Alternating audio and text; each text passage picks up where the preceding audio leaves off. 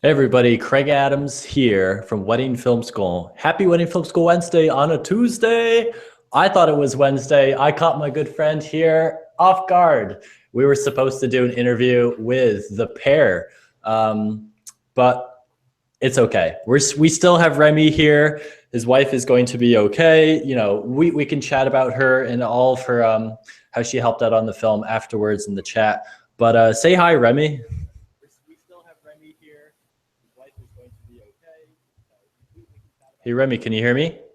Yeah, I can hear you. There you go. Okay. So where are you calling from? How you doing, man?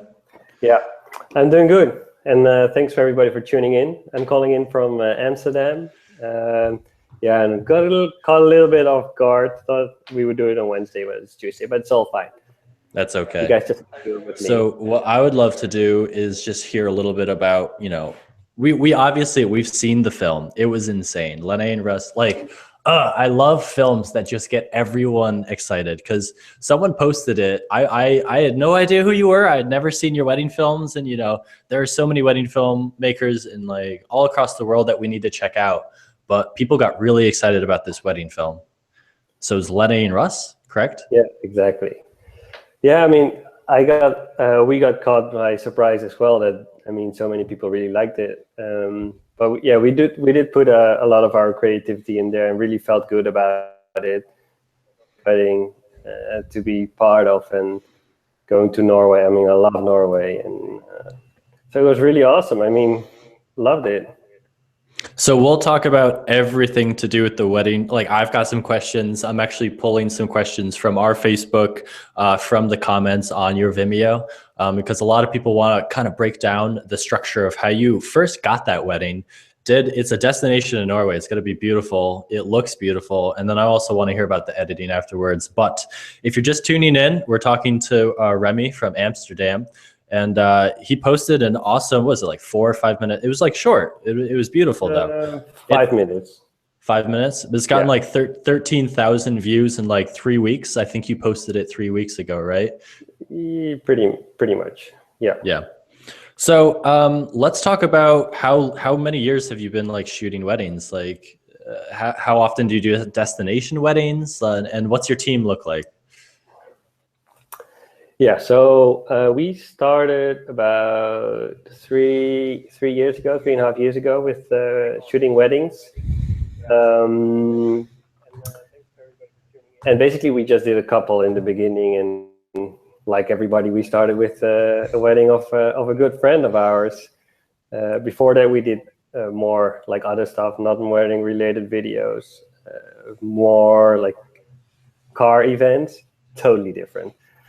But our friends saw that video or those videos, and they were like, okay, why not film our wedding? And we're like, yeah, why not? Let's do it. And ever since we got hooked. And since then we've been, just exploring, trying new stuff. And at some point we got our first destination wedding, which was in Iceland, which was last year. And we loved it so much, and it felt like we wanted to do more. And so far, we actually only did 3 destination weddings. So this one, Norway one, is the second one.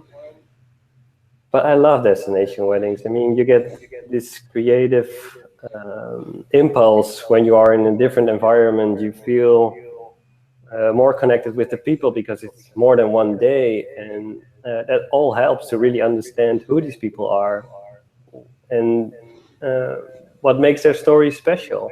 And with that connection, you can really make something that they really love. And we love as well, because at some point you also have a very personal connection, and I think that helps really a lot.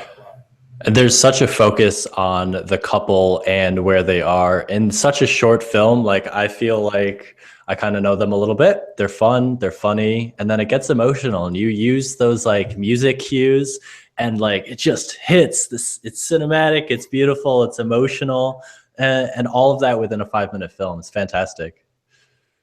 Yeah, and in all honesty, it was a little bit longer in the beginning, and then we were sort of testing out how the pacing is, and does it feel good. And we felt like maybe it's a little bit too long, and then we did make it a little bit shorter. I think it was like 6 minutes, but actually for us, like a 6-minute video is pretty long. We usually make videos between 3 and 5 minutes. But there's no set rules. We don't necessarily work with a set of rules. We work from like emotion and feelings, and really try to feel like, does it feel good? And what we really wanted to emphasize was how nervous he was in the morning, and the really touching vows that they both have, because we were standing there and like filming their vows, and wow, I mean, I felt it like all the way down my spine, and we really felt like this is the feeling that we need to transfer to the viewers, to them, because that's the thing, we make it for them, and we want to really get back that feeling for them, because that's what's the video about. They have to see the video and then think back about their special day and how they felt, and that's really the thing that we focus on the feeling.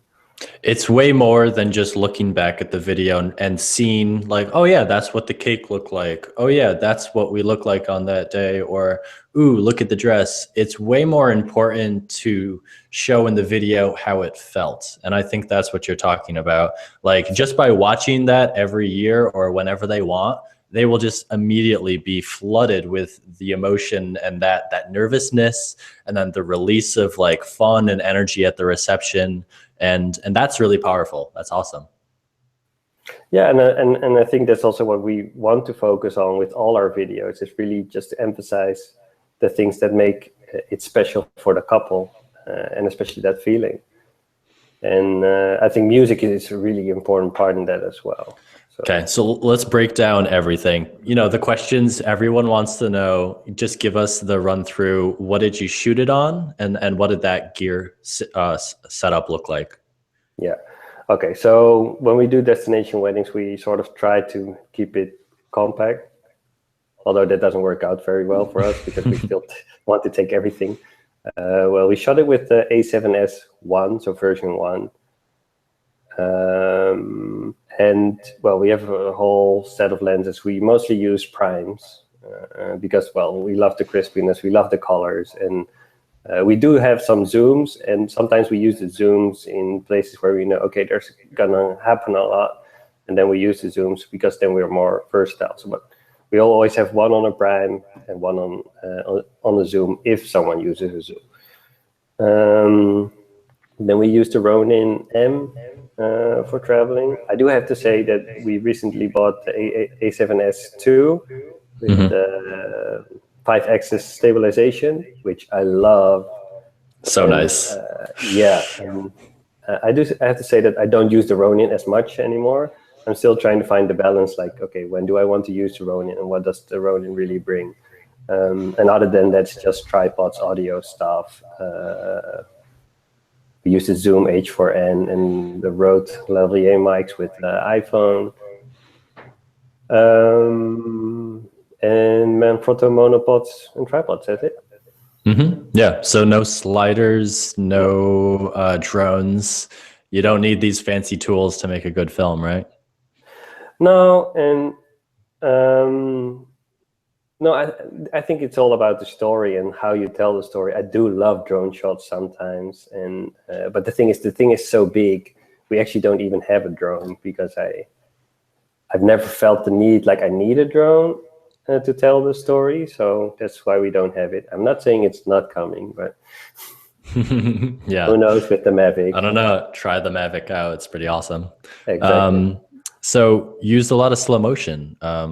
Was that shot at 120 frames per second, or did you shoot everything with the intention of possibly using slow motion at 60 frames, or what was your thought process behind that?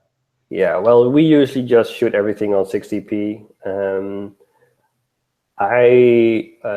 We don't want to think about it too much, like switching back and forth. Like back in the day when you had when we shot with what was it, the 550D? It's like a KISS X2, which is the Rebel T2i. Mm-hmm. Way back. Then you had to switch like settings because otherwise it wasn't full HD. But now with the Sony A7S, we only shoot full HD, so we just leave it at 60p, so you don't have to think about it.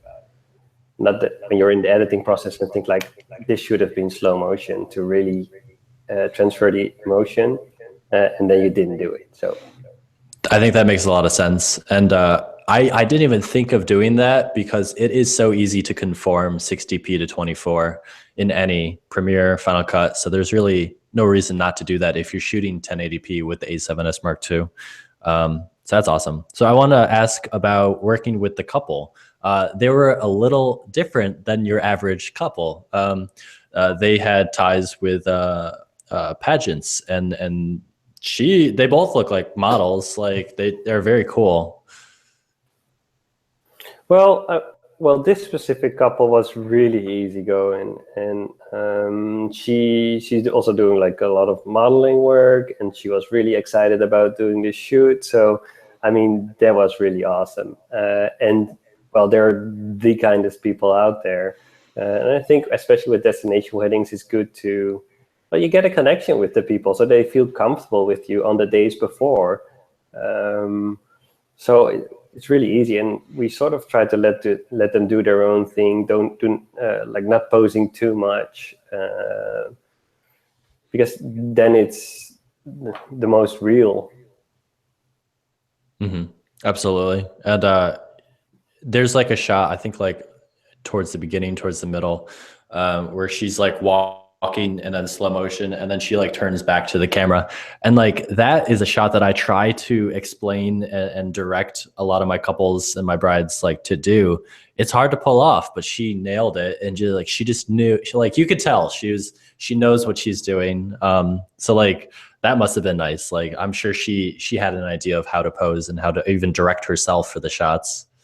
Exactly. So, I mean, that was really helpful that she had like the modeling background, and she exactly knew when I said it as well, like, okay, you do this and look over your shoulder, play a little bit with the camera, think about looking back at Russ, and well, she's like, I got it.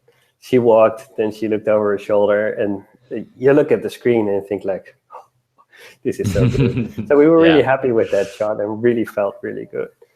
Yeah. So Joe, oh yeah, continue.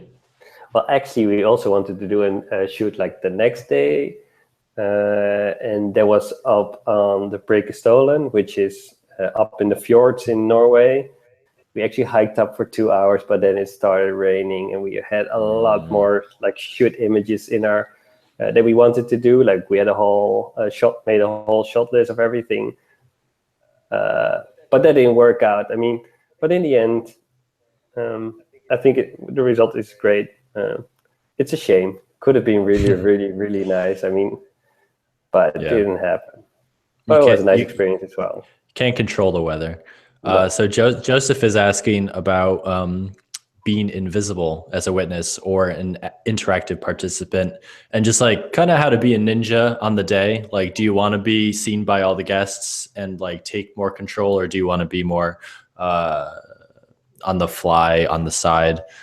Because during the ceremony, you're like right up there with them, which is a little different than most American wedding films that I see, where you have more telephotos off to the side. So what was that like? Was it different just because it was a destination wedding and more personal and more close? Or like what made you make that change? Well, basically, most of the day we try to be a little bit invisible, like let the day happen. There are a couple of moments in the day where we say, okay, I mean, these are our moments. We know that these moments are going to be important for the film. And I think I was shooting with a 35 millimeter, and Poyok was shooting with a 2405. I just love the look of the 35 millimeter, but you have to be really close to really draw the viewer in, and this is sort of what we want to do with the vows, where you want to be close. You don't want to be all the way in the back. There are a couple of things why you don't want to do it. Is because you create the distance between the viewer and the subject. You have like people walking up in your shot or whatever, and basically you don't have to think about the photographer because they are there next to you probably. So but we always communicate this with the photographer. We always say like, okay, the vows, that's a very important part for us. That's what we want to nail.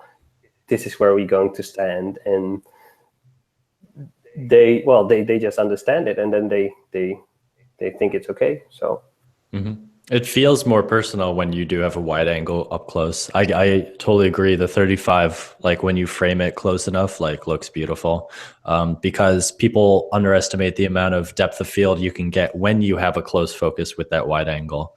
So it's really good. I love it. So let's talk about color and grading, but how did it start? Did you shoot flat? Do you recall the picture profile, and what was your thought with that? Yeah, I recall the picture profile, because we usually use the same. We use Cine 4 picture profile, which is flat, not too flat, not like an S-Log, so we can still use it without really having to grade it too much. And then we did the grading in Lumetri, just with the sliders, trying to get the blacks in, the contrast and everything. And then with the color wheels, you can play with the shadows and the highlights and stuff. Cool. And then your pace switched up for the ceremony or the reception at the end.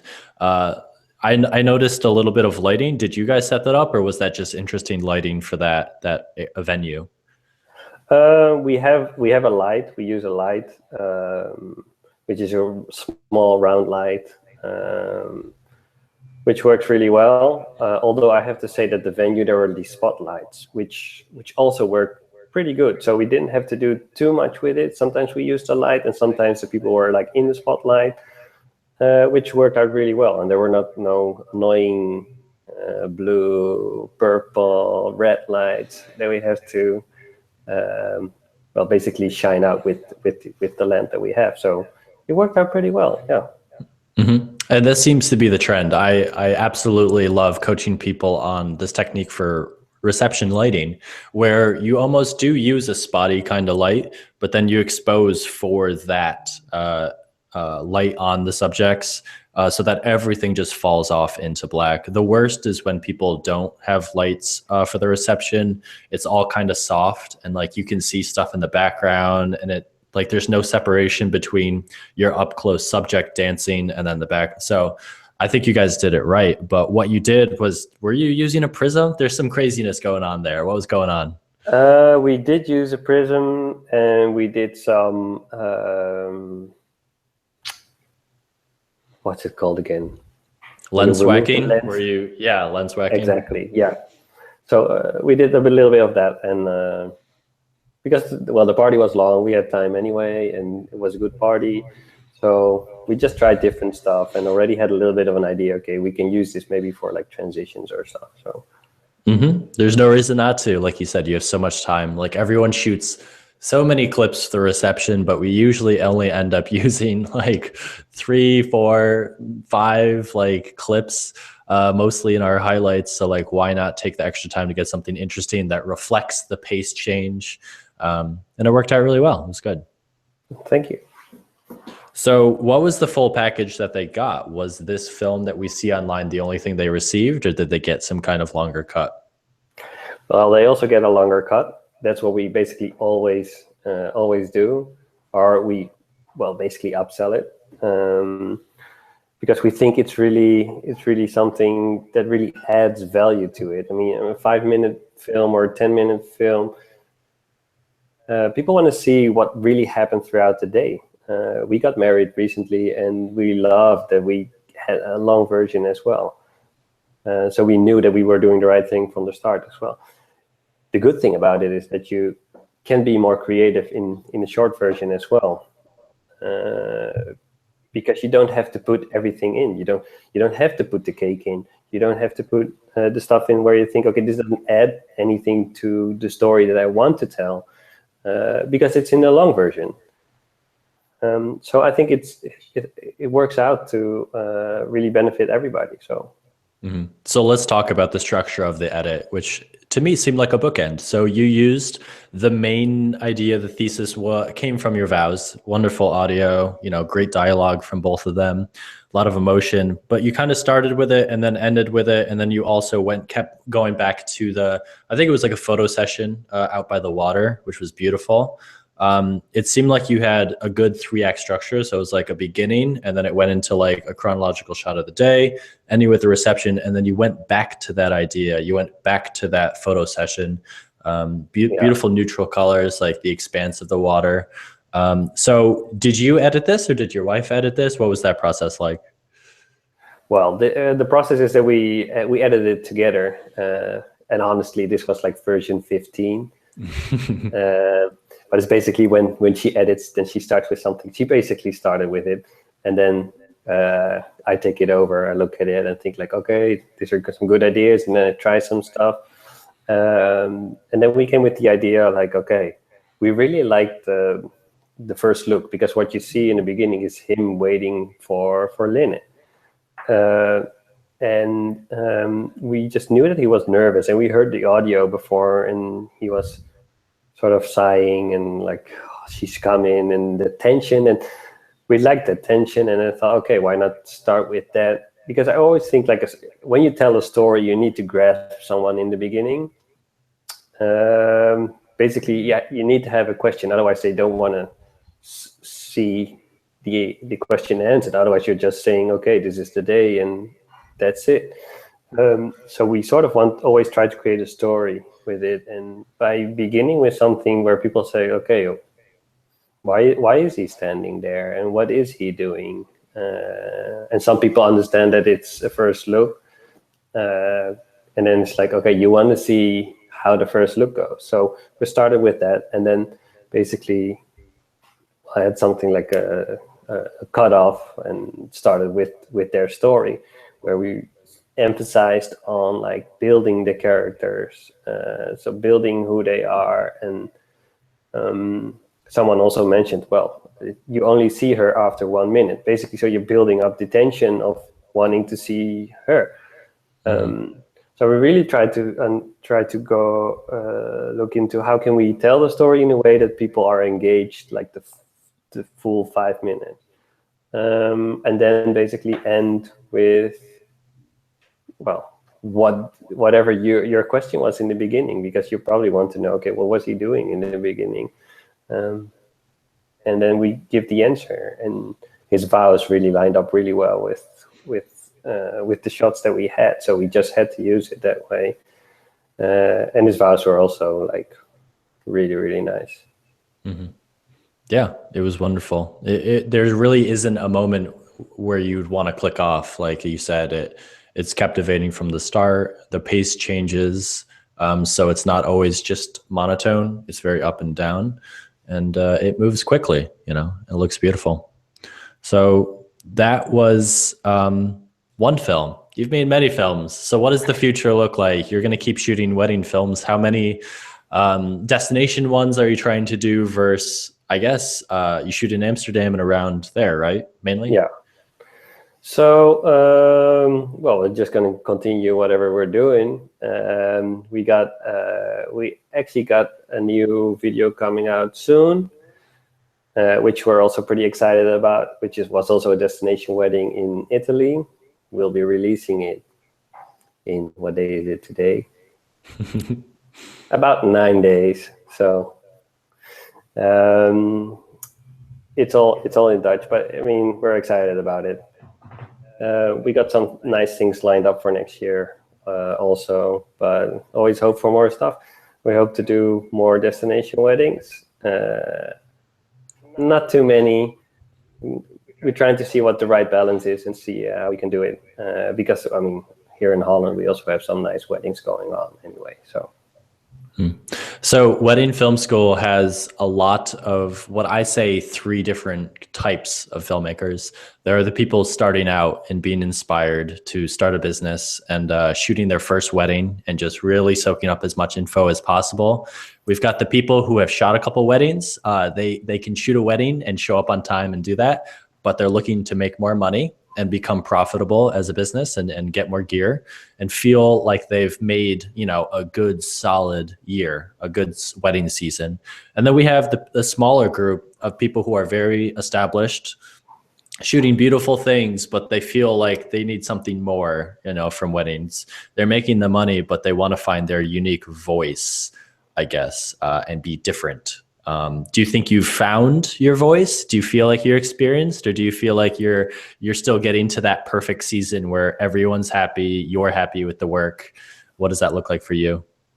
I think we're always searching. I mean, we're always discovering things, and definitely not up there. That's not how we feel. I'm just happy that we can put in our creativity in whatever we do, and that we sometimes are able to do a little bit extra on things to really try new things, try to evolve yourself, because I think that's really important. Like really doing the things that you want to do. And then show that to everybody, because that's how you get the clients that you want, by doing it first, and not the other way around.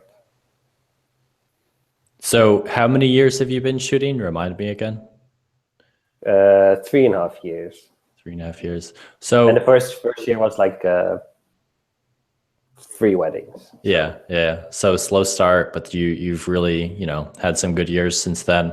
So what would you say to these people who are just about to shoot their first wedding, or maybe have shot one wedding and are still building their confidence rather than their unique style, or profitable as a business? What would you say to someone building their confidence?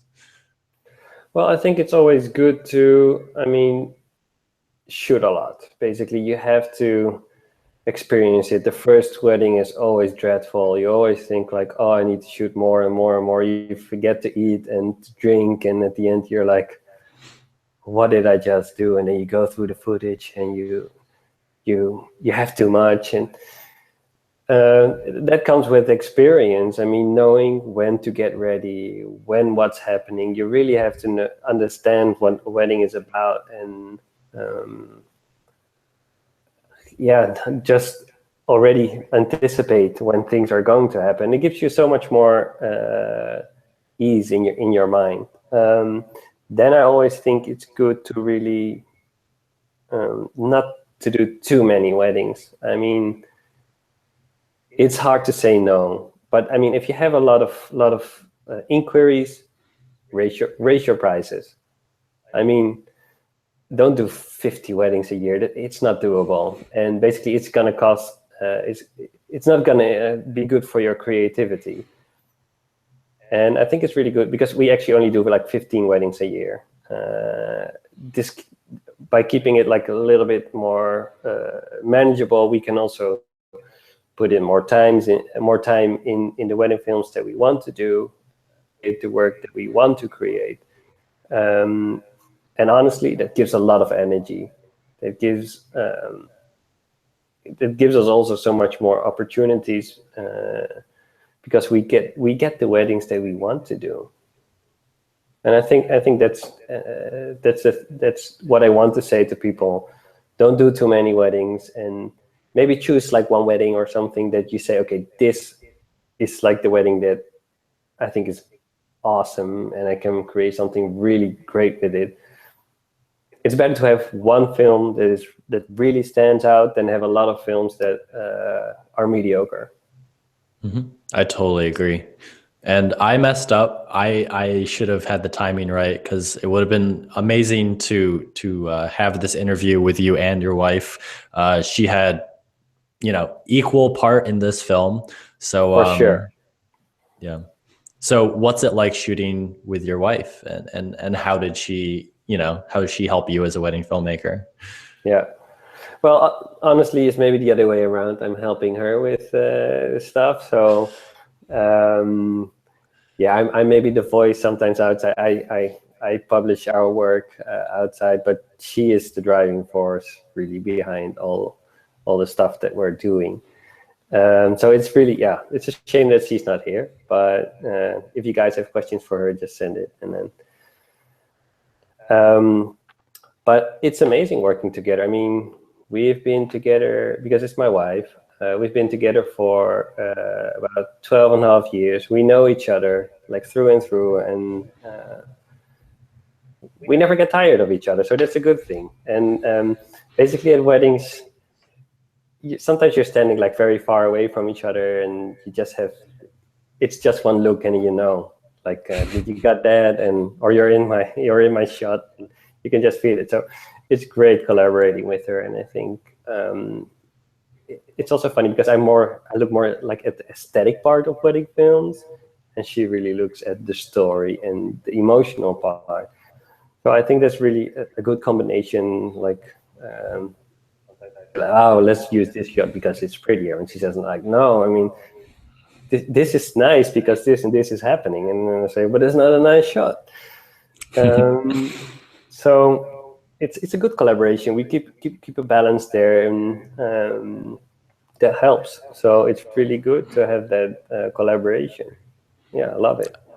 I think teams work best when you have an architect and an engineer. Checks and balances, you know, it's when we work by ourselves and get in our own heads that we get our best creative work when we have someone that we're working with that we trust, you know, so that's great. And I think that is totally evident in how successful this wedding film is. And I look forward to the Italy one. It's going to be cool. So this interview is not going to be on YouTube. It's going to be re-uploaded on Facebook as a video. So if you want to rewatch, you can do that. Of course, I will link Remy's film. Watch it, totally share it. It's awesome. And I'm also going to post a link to your Facebook so people can like your Facebook page where you can get updates and watch every new film and ask any questions that you have other than what you posted in the comments here. But thank you guys so much for tuning in on this live chat. Remy, it was great. Thank you for the short notice and jumping on. I love that we can have this ability to chat across, you know, you're in Europe, I'm in New York, but we're having an awesome conversation and bringing in a lot of Wedding Film School subscribers. So thank you so much. Well, thank you, Craig, for having us. And thank all you guys for all the questions in the chat. We'll look at it now. So yeah. Okay. Thank you. All right. See you guys. Okay.